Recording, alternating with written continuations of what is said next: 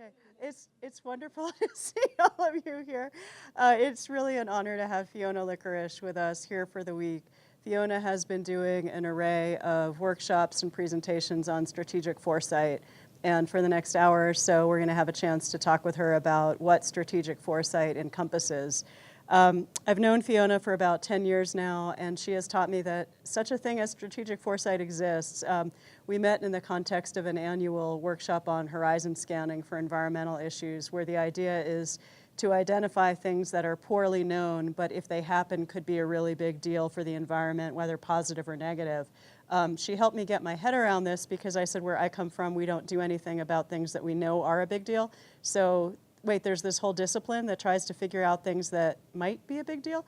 But it's a really, really useful field of investigation and knowledge. And Fiona is one of really the world's recognized experts on this. She did her degrees, her Bachelor of Science at University of Leicester, and a Master of Science in Environmental Impact Assessment, which I'm not even sure we have as a full-on area of graduate study in the United States, but she did that at University of Wales.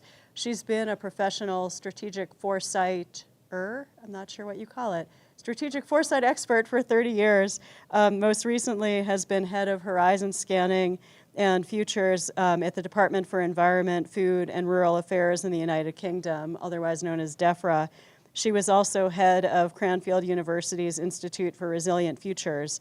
She's worked with the European Environment Agency, the International Risk Governance Council, governments throughout the United Kingdom, has done a lot of work with the EU, has an extraordinary network of people who have done these type of things in diverse disciplines, in medicine, in defense, in the environment, and all kinds of things. And I will give it over to her. Thank you so much for being with us. Thank you. Thank you, Erica, for that I've got to live up to that now. Thank you very much for inviting me to come and talk to you today. Erica said I've been doing some presentations this week about how to do strategic foresight, but this presentation is a little bit different because this presentation is about me looking back at what I've done over the last 30 years and what I mean by strategic foresight and some of the lessons I've learnt. Now, some of the lessons will be useful not just in the foresight terms, but in other kinds of research. But they're the things that I've found through tripping myself up and making mistakes that are the things that you really need to think about if you're thinking about the future. So what do I mean by strategic foresight? So this is the definition that the UK government uses to define strategic foresight, and I don't like it. So I go back to the one that I did not develop, I should say, but colleagues of mine developed in DEFRA, the UK Department for Environment, Food and Rural Affairs, which I think actually gives a little bit more detail. That one is what a civil servant would write. This one is what somebody who's a foresight practitioner would write. Because we want to explain to people what they're really looking at. So threats, opportunities, and future developments that are on the margins of current thinking and planning. They're not things you've got strategies or policies for already. They're things that are often unexpected, or they can be persistent trends or problems that are manifesting in a slightly different way than expected. But the last sentence is the most important one. We're trying to improve the robustness of policies and the evidence base. So it's really all about resilience. Only resilience wasn't a buzzword in 2002 when that was written. So we're trying to gather new insights to confirm or discredit what we think about emerging trends. Sometimes it looks like a trend is developing in a particular way, but actually is it? And we want to make sure that those things that are impacting on our lives are the things that we're thinking about. When there are big trends happening, mega trends, they're going to impact on all of us. So we need to know what that's going to mean for us. So what are you trying to do? Really, we're trying to look at risks, but also opportunities. We very much get bogged down into the risks element of our work because they're the things that people get uncomfortable about. But opportunities, if you don't take them, perhaps not if you're a government, but if you're a business organisation and you don't take forward opportunities to foster innovation or deliver things differently or a new technology, then often if your competition does, it becomes a risk for you. So we suggest that people look at both. Risks, future-proof policies or delivery mechanisms or strategies, and opportunities where they arise so that you can do things differently and gain efficiencies from them. So what do we want to help individuals to do? Well, events are going to happen to you in the future, and often then you're uncertain about what you need to do, and especially uncertain about those things that are not under your control. I've talked before about gaining efficiencies. Anybody who has been developing policy, strategy, or delivery mechanisms will know it's a soul-destroying pursuit. And if you can put something into that development process, then that makes that policy resilient over time, so that if the outside world changes a little bit, you can tweak that policy slightly and you'll still achieve the objectives that you want, then that's where you want to be. Nobody wants to go back to square one to develop a policy from scratch all over again. But one of the most fundamental useful elements of Foresight is exploring the future with a number of your peers in a structured way. So there's only a few of us here. Has anybody here done some strategic foresight? Not you or you before, you think? Who brought some money with them today to buy their lunch?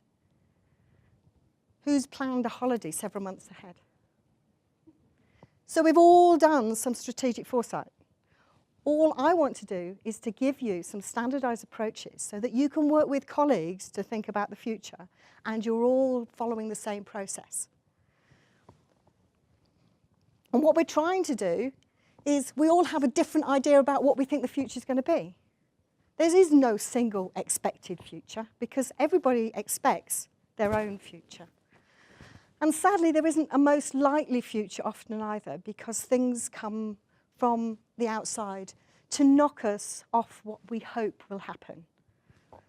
My thing that's come from the outside that's knocked me off what hopes will happen is Brexit. So what sort of things are in the toolkit? So these are just 6 things in the toolkit. There are about 40 different methods in the toolkit, and within those different methods, there's several techniques of doing the same thing. But if you really want to think about the future, these are the ones that I have found over my period in working that are the most useful in supporting foresight thinking. So horizon scanning. What I do with Erica every year, we're looking at emerging trends, risks, opportunities that could have an impact on biodiversity and conservation in that case. But we want to identify them as early as possible so we can take action if needed, or hand them over to somebody who can take action. When you're doing your scanning, you get a lot of outputs, a real lot of outputs. So you need to understand what are the top risks or opportunities for you. And in doing so, I've incorporated some risk prioritization techniques to do that, because I want to know what the top issues are. None of us have got a bottomless pocket of money to spend on research. We want to know where we need to have our evidence investment. Scenario building is about looking at plausible alternative future worlds that we might have to face, and developing those so that we can do what we call stress testing, which is if you are developing a vision, policy, strategy, you can actually immerse that developing policy and its objectives into those alternative futures worlds, and say, will I still be able to achieve those objectives no matter what the future pushes at me? Visioning. How do we develop a future that we want? Decide where we want to be in the future, and then use this technique called backcasting to decide the steps that we need to take from the future to achieve our vision. So why did the UK government decide that it was interested in Foresight? Basically, it had a lot of things come and bite it very hard. So we had a BSE outbreak that some of you will know about. The public response to genetically modified organisms was not expected. We had a large foot and mouth outbreak in 2001 and another one a couple of years later, but which was contained. After that, the UK Cabinet Office, which is the office that supports the Prime Minister and the Cabinet, undertook a report on risk and uncertainty and said that the government in the UK should be thinking about the future a lot more than it was. It was too busy dealing with what was current. And therefore, it encouraged the Treasury, in which that civil service speak for, it told the Treasury that it wanted to have some money to do some foresight work. So in DEFRA, we undertook a lot of foresight work and spent quite a few millions of pounds working on particular projects that we felt were relevant to the department. But the work that was done did not get the purchase in the department that was expected. So when I took over the programme in 2005, 2006, I decided to spend a year reviewing what we had learned with the stakeholders who'd been involved, be they policy internal colleagues, be they experts in the field of study that we were interested in and the issues that we were interested in, or they be foresight experts who'd come in to help us.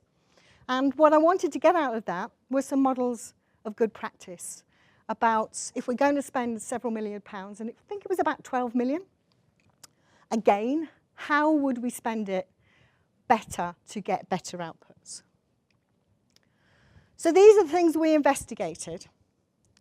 Is there something different about foresight compared to what you might call established approaches to research? And was there a conflict between the established and experimental methods? How had we engaged with our stakeholders, and had that been successful or not? How had we governed the projects, and how had we used steering groups, and had that been useful? What was different about using interdisciplinary teams in foresight than perhaps in other types of research? And at that time, I have to say, there wasn't a lot of interdisciplinary work going on in government in the UK. We explored some issues around language and around what happens when you work with a policymaker. And the final one, which was probably the most useful, was how did we handle those things that made people feel uncomfortable? Because we were shifting a lot of people from their worldview, and they didn't like it very much. So we wrote a report called Looking Back at Looking Forwards, and if anybody's interested, you can have a copy of it. And these are the things that we found. Yes, there are some distinct qualities about foresight that is different from more established methods. If you want to do it well, you have to be good at picking the right method for the question that you have. If you've got critics, use them. You need to make sure that everyone's clear about what they're required to do.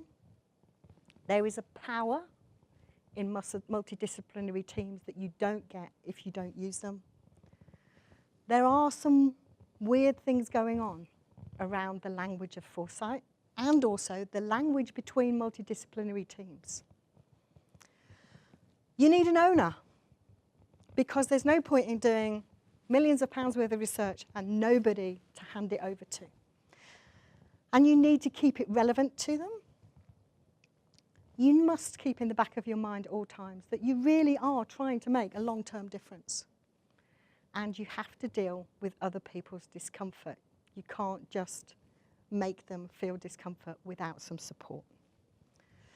So we developed the report, but at the same time, we also developed a project life cycle for a generic piece of Foresight work, which looked at what you needed to do in order to achieve a good output. And the piece in the blue is all about the things that are pretty obvious, but the pieces underneath are the things that you need to do, but nobody will tell you. And we wanted to be explicit about what was required. So we put that together into a report. And these are in more detail what the report said. Lots of people wanted us to make predictions, and we can't. No one can. We can tell you what will plausibly happen, but we can't predict. Foresight is a new school of research. It's not been going very long in the kind of version that we see today, probably since the 50s and 60s mainly. So for people who are used to more established types of research, it can feel quite radical and very uncomfortable. It won't converge on a single view about what the future is going to look like. It's going to offer you a range of possible, plausible futures, rather than that one single future. And it will roam across a lot of disciplines. People who were involved in the training earlier in the week will know that I made them roam across lots of disciplines, sometimes disciplines they were not familiar with. But the best thing to come out of it is the discussion that you have across those disciplines, and actually putting on the table those individual worldviews of what people think the future will be, and then trying to bring them together in a coherent whole. Because everybody's got an idea about what they think the future is. They're all different, but actually somewhere between all those different ideas of what the future is the real future.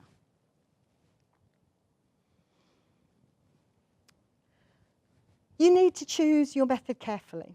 What we found were a lot of people had heard a particular buzzword, either horizon scanning, scenario building, or something else, and would come and say, I want to do a piece of scenario building research.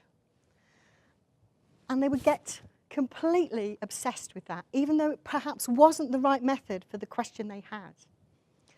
But what happened was they were dictating to the Foresight professionals what they wanted, rather than letting them suggest what they needed. And we talked about the tyranny of rigor. I don't just want scenarios, I want models attached to those scenarios. I want it to be as rigorous as possible. And we agreed, but we also said, some of the stuff that we do, we can't have that element of rigor. What we're trying to do is to give you plausibilities, but we can't make predictions for you. And even if we tried, even if we did lots of modeling, it would probably be wrong. In addition to that, one method is often not enough. You need to do more than one. So whenever I do a piece of Foresight work, I always start with horizon scanning. I want to orientate myself about what's going on around the field of study. Before I start trying to think about the future, let's see what's happening today.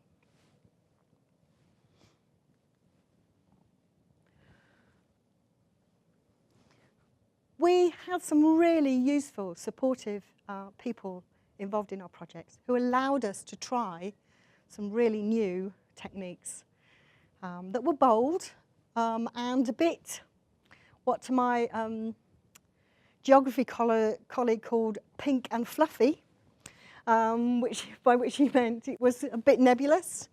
And they gave us honest answers about what they thought about those new techniques. We also found that you do need a lot of time, effort, and to be a really good facilitator to make this work. If people think they're going to get an answer in a couple of hours, that's not going to happen. And you need to be honest from the beginning that that's not the kind of conversation that you're having here. That's not the kind of research you can do. We found that some projects had failed because the facilitators doing the work really were not good facilitators, and they were losing people throughout projects. So if you need time for the project and you're working over several months, you needed to keep those people on board, and they were bored with it. It wasn't enjoyable for them. And we wanted to keep those stakeholders involved throughout the whole of the project. So what we would ask them to do is to come in and peer review what we were doing at every single stage. Tell us, do you think the outputs that we are producing are useful, or do you actually think we're going in completely the wrong direction? Tell us now before we go any further and waste more money. Everybody who runs a project loves a steering group. It makes them feel that they're steering. But do you really need them for some of the smaller pieces of work that you do? Or do you have a good enough group around you who know their roles and can get on with it? Steering groups I like are those who challenge me, who say, why are you doing it that way? They ask me the simple questions. Why are you doing it like that? Why don't you do it like this? And give me feedback on what I'm doing. And they can critique me as much as they like. I like that. But they need to be the right people. They need to be the people who are willing to give their time and actually take time for the group to get together and gel and know their roles and get on with it. What we found for some of the projects is there was more effort put into the governments and the project steering groups than into the actual projects themselves. And I think most of us have been involved in projects like that. Because, especially in a government department, a lot of people feel they're not doing any work unless they're seen to be doing it by managing a project very hands-on.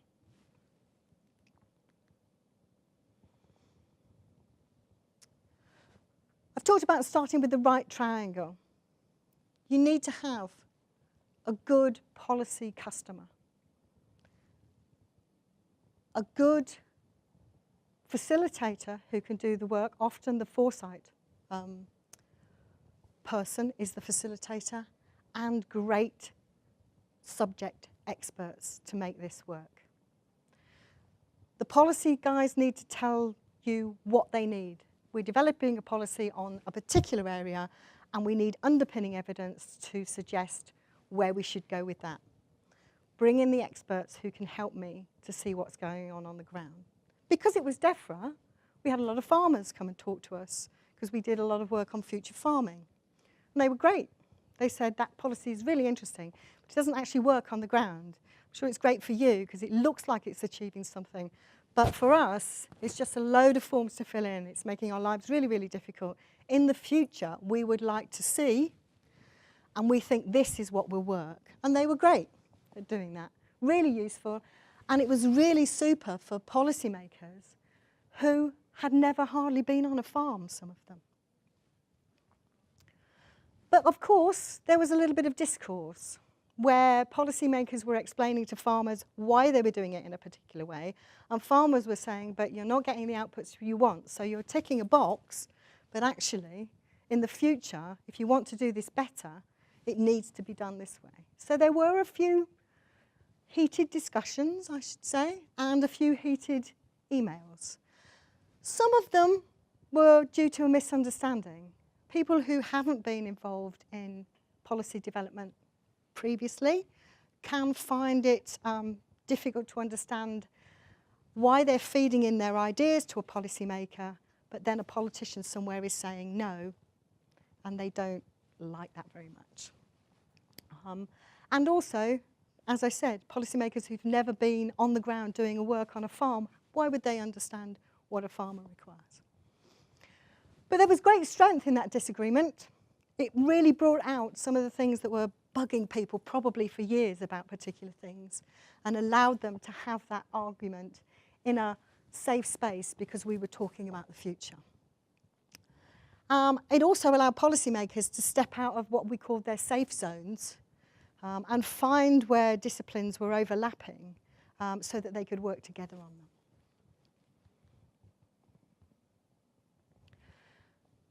When you're working with a lot of multidisciplinary teams, you find there are some issues around language. And a lot of the work that I did was about translating what particular disciplines meant by a particular phrase to other disciplines. So I often use the word trend to talk about a future trend, but economists use it in a completely different way. And there was an element of translation to be done between disciplines around that kind of use of language and what we meant by that. Foresight itself has some strange terminology. So we talk about wind tunnelling. When we're actually talking about stress testing, I call it now. But at that time, we called it wind tunnelling, and the engineers got very upset. We know what we mean by wind tunnelling. This is not it. Why are you using that? And that's fine. I'm happy to change my terminology. I don't mind. But it also tripped up a lot of the policymakers because they would use the term horizon scanning to mean all of the Foresight techniques. I want some horizon scanning. Okay, what do you want to do in horizon scanning? I want to develop a set of what the future might look, future worlds, what they might look like in the future. And we would say, but that's not horizon scanning, that's scenario building. But they thought that horizon scanning meant all elements of Foresight. So what we did was we allowed those misunderstandings to develop. And we allowed the people to challenge one another around what they didn't understand and then give each other the explanations. So we did an element of translation, but we also allowed people to have discussions themselves. Because what we wanted to do was to say, OK, within this project, by trend we mean X. And now our own language developed for different projects about what we meant.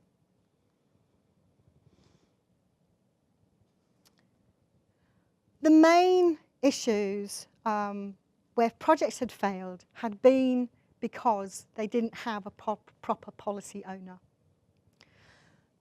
Because there was a big pot of money to spend on research, people had gone running off, spending research on things that they thought were useful to the department, but actually when they'd developed them, the policymakers said, that isn't what I wanted. So lots of very expensive research sat in reports on people's bookshelves and never saw the light of day and were not useful. So we understood we needed to have a policy need as well as a policy working towards this policy solution.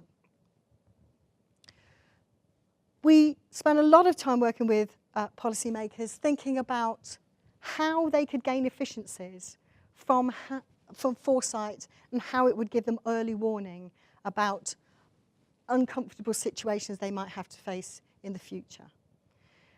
But to do that, we had to build an appetite for an element of discomfort and also to strip away the mystique of what Foresight was about.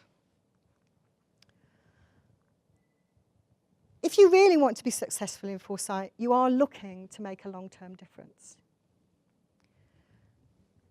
And the end of a piece of Foresight work should be the beginning for the policymaker, but you shouldn't abandon them.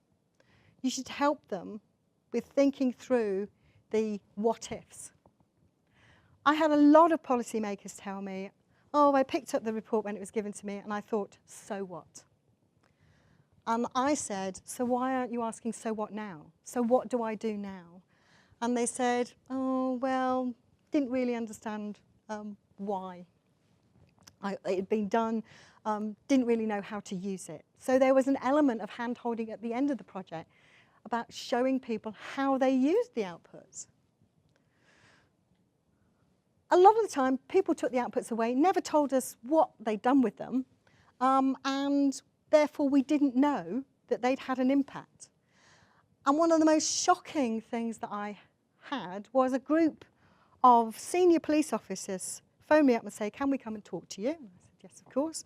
And they came and said, we've been looking at your piece of work on invasive plants and animal species in the UK, and we'd like to use it for some gangs that were coming in from other parts of the world, because we think some of the ideas that you've got are really useful to us. And I said, you know, it's out there, you can use it, but I don't see the relevance. So we went through the outputs, and the way in which we were trying to put up barriers to stop invasive species were very similar to the way that they wanted to put up barriers to stop gangs coming from outside of the UK. So that did turn up in a very unlikely place that I had never expected.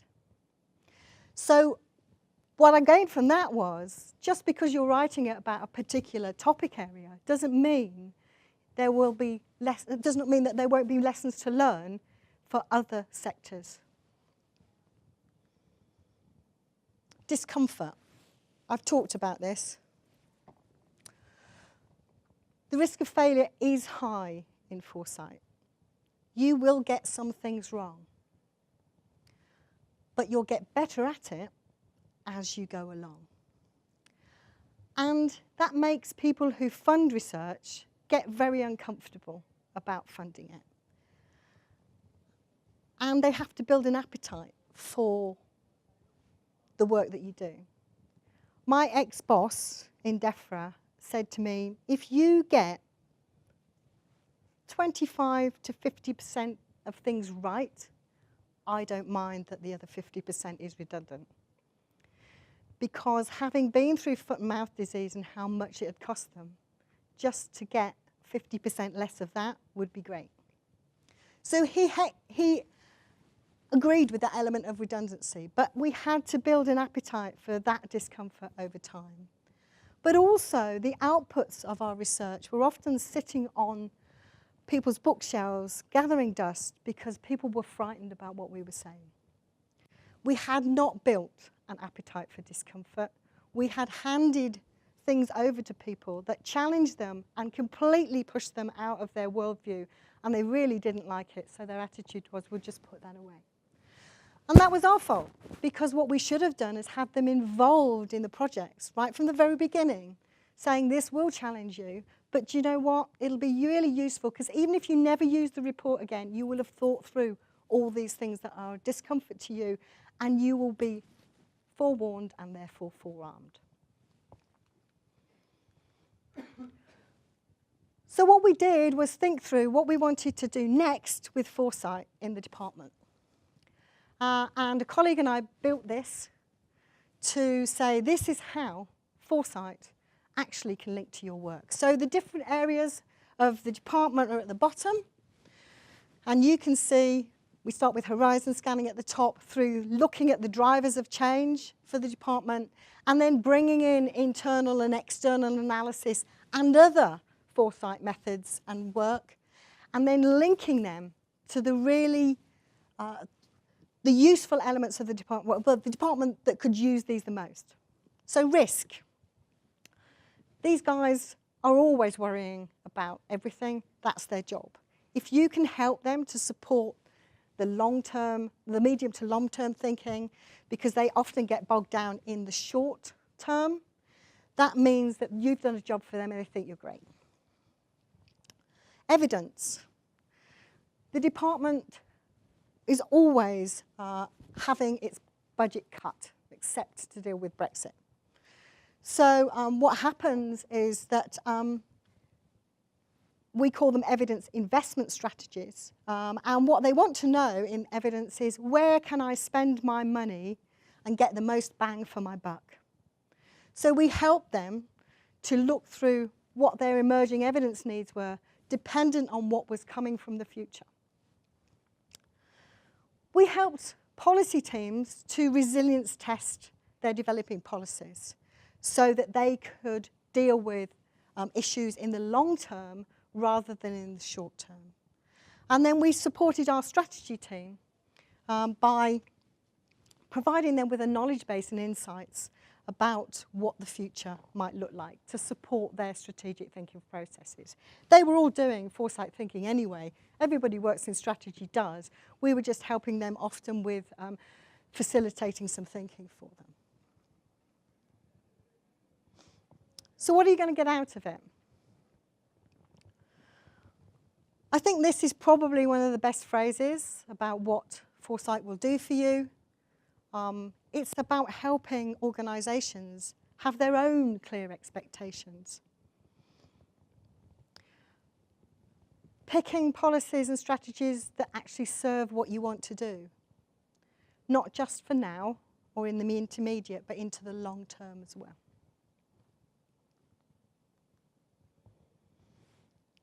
Well, what do you get out of it as an individual if you do some foresight? Well, hopefully, in your field, it will reduce some uncertainty that you've got by identifying new information. It'll help people to prepare and test strategic decisions. I've talked about not just looking at the risks, actually looking for new opportunities where you could have new businesses. Just knowing what the world might look like in the future and how you might have to act and react to it is always useful, as is building more knowledge about the future. We've talked about identifying emerging risks and opportunities, but also identifying them specifically for the need of how they challenge or contribute to your objectives. Long-term planning, we all say we do it, but actually I would say perhaps we don't do it as well as we could. Those strategic discussions you get out of thinking about the future cannot be underestimated. And allowing people to have that discussion themselves, perhaps with a little bit of facilitation by you, really helps them to think through the new information they need and how they might invest in that. So what are the kinds of things I'm looking for when I do my foresight? So this piece I was doing when I was working with the Food and Agriculture Organisation in Rome, and we had a group of foresight people together thinking about the future around food. And I was sitting next to some Canadian colleagues, and they took one look at this when I showed it to them and said, "What on earth is that? We've just finished writing a report that suggests we should ban all caffeinated drinks in our schools. How on earth are we going to ban this?" And I said, yeah, it's not about the actual technology, it's how do you regulate it? Because it's not a food, it's not a medicine, so what is it? Doesn't fit into current regulation, so what actually is it? This little machine you can buy. It's a handheld spectrometer, and apparently you can take it into perhaps a supermarket and put it onto a melon if you're going to buy one, and decide if you want to eat it today, the ripest one, so that you can pick it today, or if you want to eat it in a few days hence, the one that's less ripe. What they've done is to open up the software to anyone who would like to write software for it. So my worry about this is that you could nip into your local supermarket, someone could put their spectrometer onto a carrot, and they've got the program that looks at perhaps pesticide. And it says the pesticides are very high, and it's going straight to their smartphone, so they're tweeting it to everybody. I went to X supermarket to buy some carrots, and they are, they've got pesticide levels that are very high. My problem with this is, how's it calibrated? It's not like a spectrometer you would see in a lab. But my other issue about this is, these people asked for $200,000. When it closed, they'd got $2.7 million. They're not peer-reviewed. They're getting money to do science in a completely different way. They don't have the checks that you might have to do your science. The public has decided they will fund them because this is a product they want.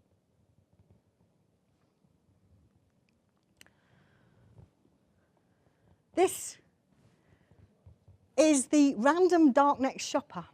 And what it does, it goes onto the deep web and it purchases randomly, with a budget of $100 of Bitcoin a week, anything it likes. And it's so far purchased ecstasy pills and a forged passport. But who's responsible? How do you regulate it? Because it's a bot that's breaking the law. But how do you deal with crime done by bots? So these are the kinds of things that I'm looking for, things that shift my worldview, and also make me think not just about the product, but the way the product is being funded is completely different from what we might expect. And also, how do we regulate things that we've not seen before? We've got lots of regulation, but when we haven't seen a product before, how do we regulate them? So the products themselves are interesting, but actually it's the other things that are even more interesting around them that I find shifts my worldview. So, do you want to do some foresight research? What kind of talents do you need? Well, you're going to need a magpie mind. You need to look at things in all sorts of disciplines and decide what you think is interesting. Do you have the ability to herd cats? I love working with my science colleagues, but they can be unmanageable at times. And I kind of like that, because when they get unmanageable, I find that they tell me the most interesting things. But you do have to have that ability to herd them in a little bit. People will not like the things that you say. Just before we had the 2010 elections in the UK,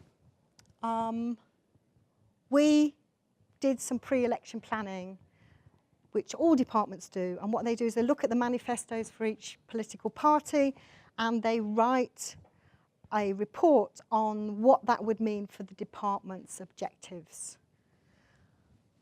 And I worked with a senior member of staff who headed our strategy team, and she called a big meeting and said, I've done some work on the manifesto. We've got this blue book for the Conservative Party, because that's their colour, and we've got a red book for the Labour Party, because that's their colour, and we've got a yellow book for the Liberal Democrat Party, because that's their colour, and explained what was going on within them. And I said, that's really interesting. Have we developed a purple book if the Conservatives and Labour work together, or have we developed a green book if the Conservatives and the Democrats get together? And she said, don't be so ridiculous, Fiona.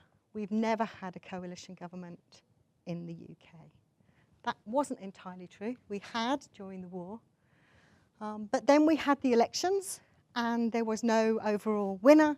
So the Conservative Party decided to go in coalition with the Liberal Democrats.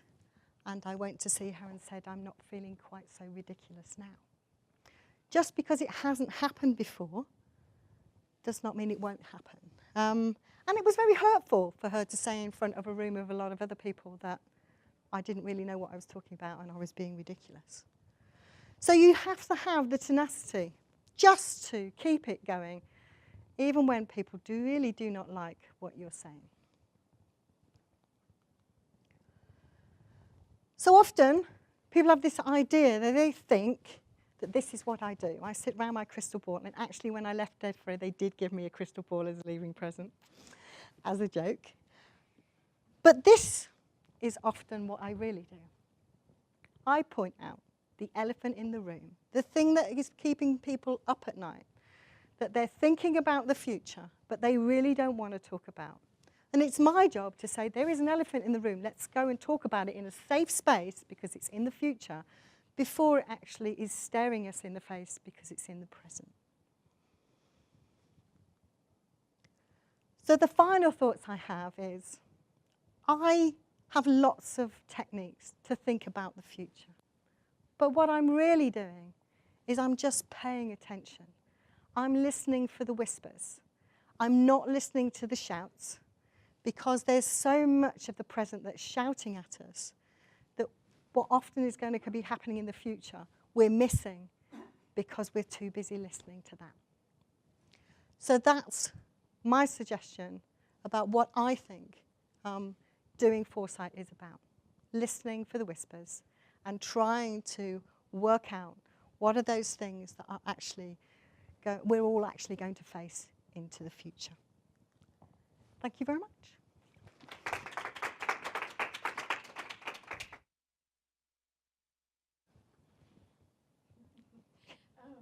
Well, I have a couple questions, but Oh, sorry. There it is. is that working? I have a few questions. The first one I have, part of my role is working with crisis communication, and I've noticed that when we try to create a communication plan before something might happen, people do feel very uncomfortable. And I wondered if you had any tips on how we can build that appetite for discomfort. Trust. People have to trust you and know that when you say, and we do this thing in the UK called Chatham House Rules. Do you have that? So what happens is people can tell you anything and it's not attributed to any particular person. It's just put together as a collective understanding of a particular problem. And we do a lot of that sort of work in Foresight. And what I often do at the end of a Foresight discussion is to say to people, if there's anything you want to tell me that you haven't said in this workshop, seminar, whatever, here are all my contact details. Just get in touch with me. And the amount of people who call me up afterward to talk to me about things that they didn't want to say in front of their peers because it makes them feel uncomfortable, or they were just floating a boat and didn't want to say it because they didn't want other people who were experts in the field to either say that's ridiculous or steal their idea. So you have to have an element of trust, but you also have to have an element of confidence. People must have confidence that you will keep their secrets. Often, because of the kind of stakeholders that I get involved, they come from all levels of an organisation. People in junior levels don't want to say things that they think their senior management will feel uncomfortable about. So they have the opportunity to talk to me in private about those things. And I tell the senior managers that's what I'm going to do. And say, if you really want this to be useful, I have to hear, and I will tell you what your junior team are saying, usually in my own words, because often they can guess who it is if you use their words, and usually as a collective whole rather than individual insights from people. And say, look, this may make you feel uncomfortable, but I told you at the beginning this is what I was going to do. And I think you need to hear these things. Some of it is just a whinge. You know, they want to have a whinge about something. All right, fine, tell me, but it's not going to go any further because that is not what we're here to do. But the really useful stuff, I compact it into often what a lot of people have told me and then give it to the senior management. Most senior management who really care about the future or a crisis don't mind hearing stuff because nothing's more uncomfortable than dealing with a crisis, is it? I suppose. My second question is, so we have a research team on campus that's focusing on the science of team science.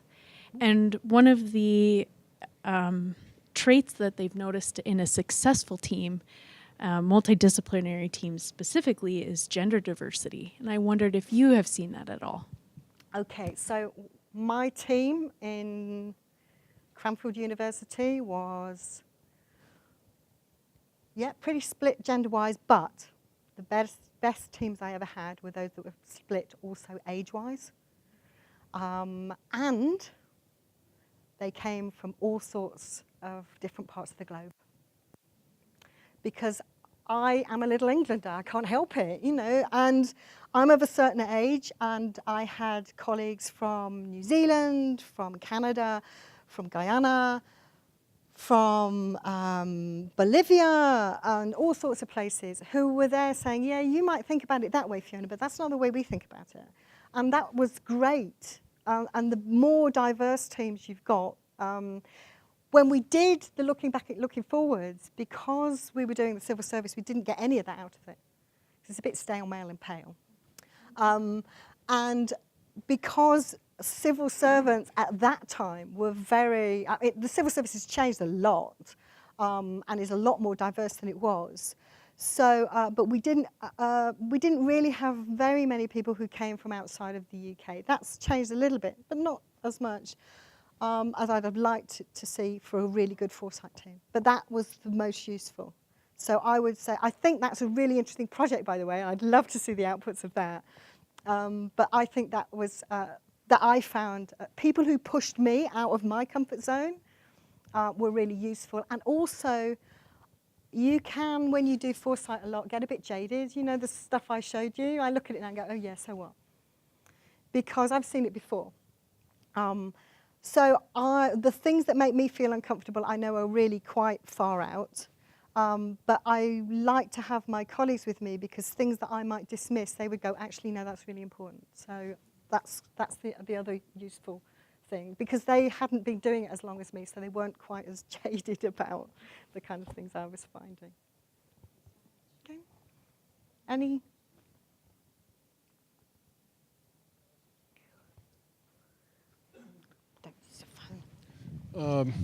Yeah, so I'm curious, how is your field, or if we want to call this, Foresight methods and whatever, how is AI going to affect this, do you think? Right. Okay, so it's been quite interesting. I've worked with a group in the UK who have an element of AI doing some horizon scanning for them. At the moment, it's not as successful as I think it will be in the future, because the only things it's searching for are the things you're telling it to find. When I'm searching for those things, I don't have an agenda. I just look about, and I'll tell you one of the things I do to do my horizon scanning. So I often look at less peer-reviewed things. So I'll look at science blogs, and I'll look at patents pending.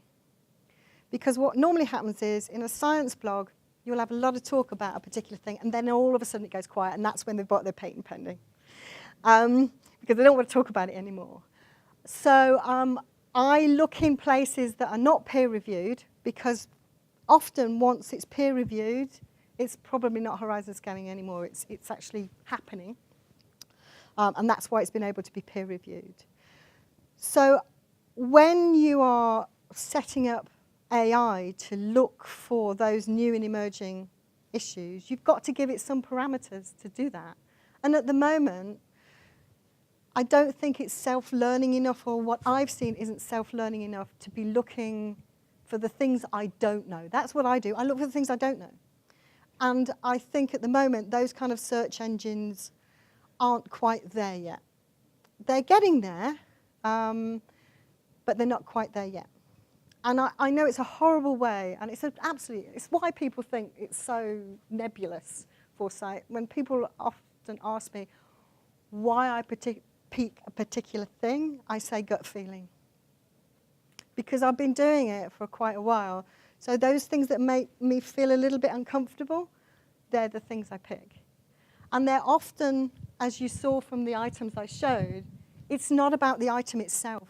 It's about what's going on behind that I find uncomfortable, like science being funded on Kickstarter. That makes me feel uncomfortable because I don't know whether I want science funded like that. I'm not saying I don't, but I don't know yet whether I do. So I think that's what I'm looking for. I hope possibly AI will put me out of a job, but maybe I'll be long gone before it really gets to that state. Just one more kind of a follow-up, I guess. Do you think, it seems to me that there's kind of a dichotomy in a way between, you know, given an event or given a thing or something like that, then you can do forecasting about where that might lead. It's sort of like a trend, right? And you, but for actually to forecast something that's kind of out of the box, it seems like that's more of a, you know, read science fiction or something, right? And then you'll just get somebody who, you know, Neil Stephenson or somebody who just comes up with weird ideas out of seemingly nowhere. Then, you know, that's kind of outside of science, right? Whereas given a set of preconditions, you could imagine, you know, trend, I don't know, prediction or forecasting, foresight, but yeah, I don't know. It seems like there's two different elements here, and one is more maybe amenable to research methods or applying AI or something else, and the other one is just a kind of you know, flash of creativity and thinking outside the box, and how do you systematize that? We use both. So what I like to do now, and this was not really done very much when I first started doing Foresight. It was very much, you know, the forecasters and the modelers are over here and we're over there. And I've, over the years, said, this is crazy. You know, these guys are spending an awful lot of time. And where we have real data, like when we used them before, the IPCC climate change projections, why wouldn't I use them? Somebody spent a lot of time and a lot of effort and a lot of peer review saying these are good. So I would like to take those and add them to my less established social science techniques about how people act and react, perhaps under different climate, in order to think through what the future might be for, say, water wars or human migration out of other zones. So I think we should be doing three things: the forecasting and working with the modelers and the forecasters, the foresight, and the visioning about how we develop the solutions on the things that we see. So that's where I'm coming from. I have worked with foresight professionals who've sort of poo-pooed lots of people's forecasting, modeling stuff, but I would rather have them working beside me, helping me to make my stuff better than criticizing them, because I think also for a lot of decision makers, they want that feeling of modeled confidence. It gives them confidence. What I like to do is say, okay, this is the modeled direction, but around there are these uncertainties, and it could be anywhere in this space rather than just that trajectory. And I think that's where we've got to. One of the reasons why, right at the very beginning, about DEFRA setting up the project was they spent a lot of money on GMOs. They looked at the science and they looked at the economics, and they never did any social science on it, and that really cost them a lot of money. And we're still in the same space that people don't like GM in the UK. However, and I was talking about this the other day to you guys, they're quite happy with GM that would help childhood illnesses and stuff like that. They just don't want it in their food. But they seem to be separating that out. And I think that is an interesting dichotomy we have on incorporating social science into some of the more established research techniques. And Foresight gives us an opportunity to have those disciplines working together. That was a bit of a ramble. But that's where I am. I'm not going to push any discipline expert away from what I want to do. I want them to come and test me and tell me if I'm getting it wrong and I'm not going in the right direction. Because I'm not an expert on anything but doing foresight techniques. I need their discipline expertise to make my stuff valuable. Is that useful? Anything else? I could think of one more thing. Yeah. So what's the, being a sort of devil's advocate, I guess, what's the utility of foresight when evidence suggests it's unlikely to be acted upon in most cases, such as, so if I would have said, 10 years ago, gee, I think Facebook is going to result in all kinds of issues with people's minds and the information, and it's going to allow foreign governments to go in and influence people without them knowing it, et cetera, when at the time everyone was talking about, great, the internet and Facebook, everyone's going to be kumbaya, we're all gonna get to know each other, and it's going to be this great freedom and stuff. So or the area I work in is related to more climate change. There it's like you actually have hard physical science. Here is a sort of a no-brainer kind of prediction, if you will, that is grounded on trends that in that case it's not even really foresight, it's just following the mechanisms of the physics, if you will. And you said, okay, in et cetera, in 1960, well, here's kind of the issues, and we need to start doing. And of course, if you're sort of looking into the future where there's not really, sort of strong empirical evidence that's already there that everybody is seeing, then, is it that useful? Because you're just shouting in the wilderness, and eventually maybe it becomes apparent, but by that time, any utility of that foresight has kind of been lost. Now, I'm being, maybe overly harsh, but That's absolutely fine. I was shouting in the wilderness for a long time, until I started getting things right. And then people started to say, actually, you do know what you're talking about. So when I've told this story to some people before, when the UK government decided it would sell off forests, something that they weren't actually going to sell them off, they were going to hand them over to environmental management bodies.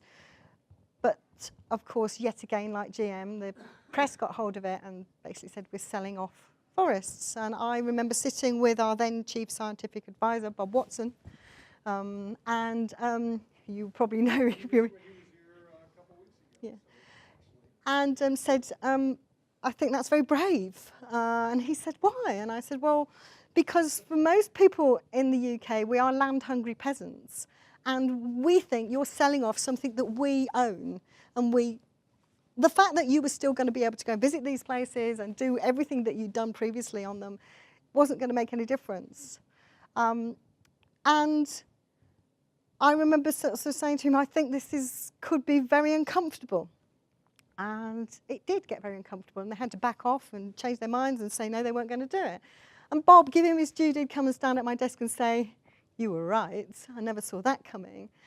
And that's why I say, the future whispers, it doesn't shout. We're all so busy listening to the shouting. I think if we'd have thought about Facebook and online presence and what we were giving them, if you're not paying for a service, then the product is you, and they must be selling you somewhere.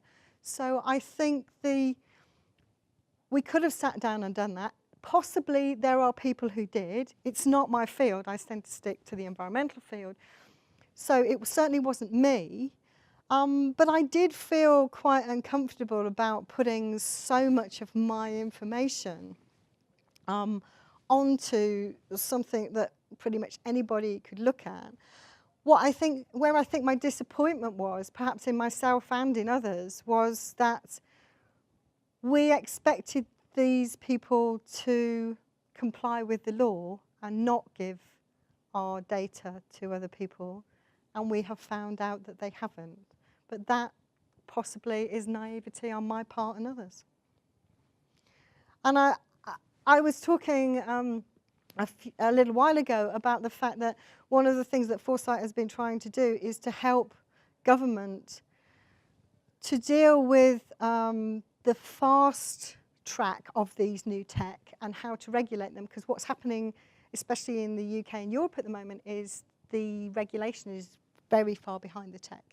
Tech is developing too fast for the regulation to be actually dealing with it. And I think that what you were talking about is where we thought this was quite a friendly space to be in, but actually there was something going on behind that no one had thought of.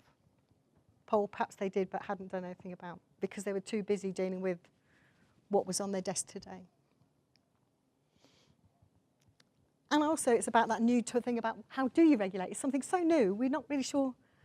I mean, we've only just got up to speed with regulating drones in the UK, and it still obviously isn't working when we had all the problems we had with Gatwick a few months ago with drones flying about. So that's where we are. Was that helpful? I'm just admitting if somebody was doing it, it certainly wasn't me, and if they weren't, maybe we should have been.